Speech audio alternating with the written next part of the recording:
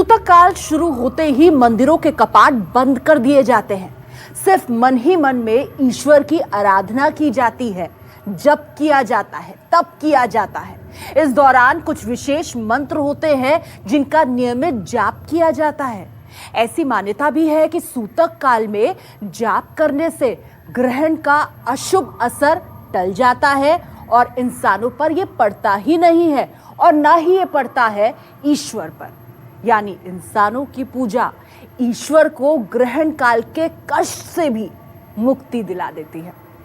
जिस समय आप ग्रहण के सारे राज बताने वाला ये कार्यक्रम देख रहे हैं, सूतक काल चल रहा है। सूर्य ग्रहण का समय तो सिर्फ 5 से 6 घंटे का है, लेकिन सूतक सूर्य ग्रहण से 12 घंटे पहले और ग्रहण खत्म होने तक रहता है। इस बार सूतक काल सूर्य ग्रहण से करीब 3 गुना ज्यादा है।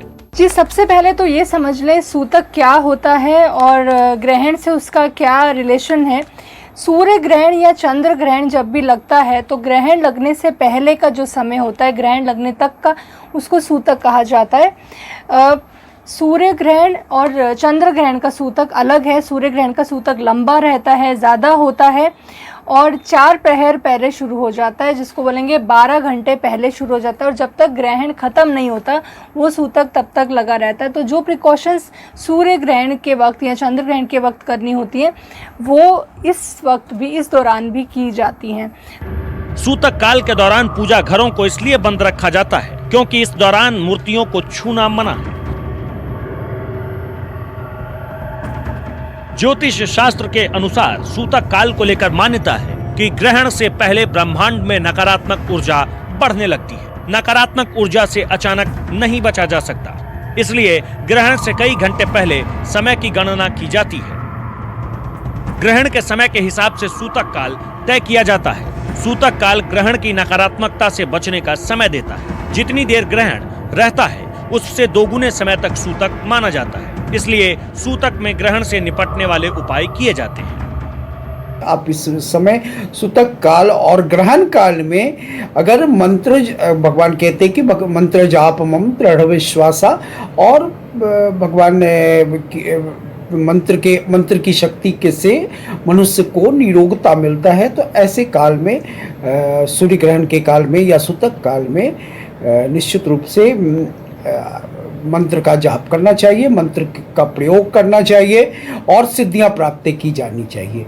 और इस समय किसी भी प्रकार का मन को शांत रखने की आवश्यकता है। अगर कोई मंत्र ना आ रहा हो तो गायत्री मंत्रों का जाप करना चाहिए। ग्रहण काल को अक्सर नकारात्मक ऊर्जा वाला समय माना जाता है।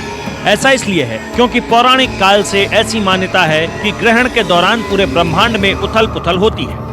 आसमान से लेकर धरती तक कई तरह के बदलाव होते हैं। ऐसे में दिल दिमाग में भी कई तरह की बेचैनी रहती है। किसी नकारात्मक दौर में जब कोई कार्य किया जाता है तो अच्छे नतीजों के बजाय बुरे नतीजे ज्यादा होते हैं। इसके अलावा ग्रहण के दौरान मन में घबराहट भी बढ़ने लगती है, जिसकी वजह से शरीर और दिमाग में नेगेटिव ऊर्जा और नकारात्मक विचार आने लगते हैं। ऐसे विचारों को शांत करने के लिए ही शांति से बैठकर जाप करने की सलाह दी जाती है।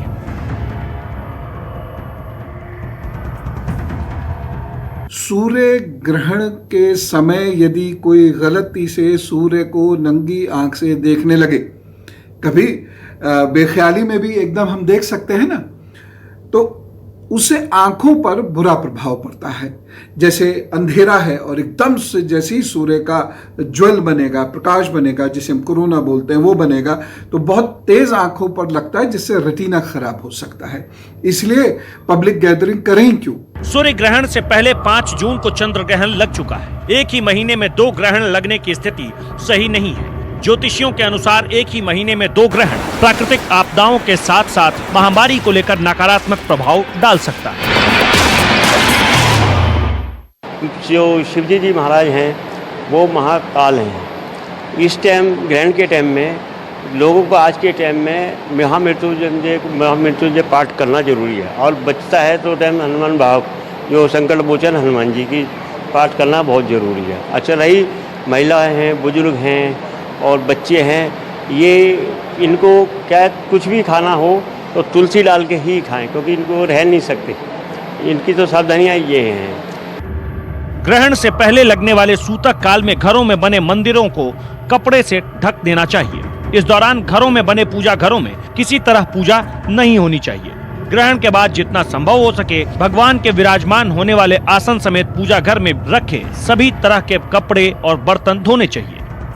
इसके अलावा ग्रहण के बाद गंगाजल का छिड़काव करके नकारात्मक ऊर्जा का प्रभाव कम करने की कोशिश करनी चाहिए।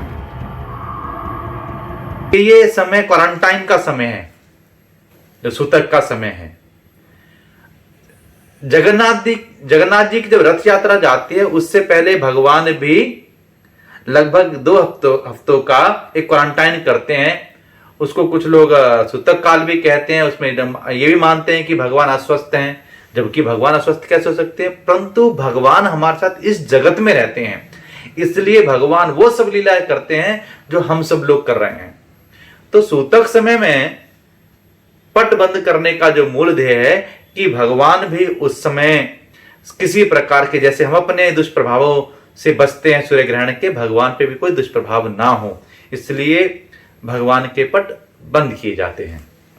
सूतक से लेकर ग्रहण के समय तक सोने के समय पर विशेष ध्यान देना चाहिए। सूतक के दौरान जब भी नींद खुले तो ईश्वर का ध्यान करें।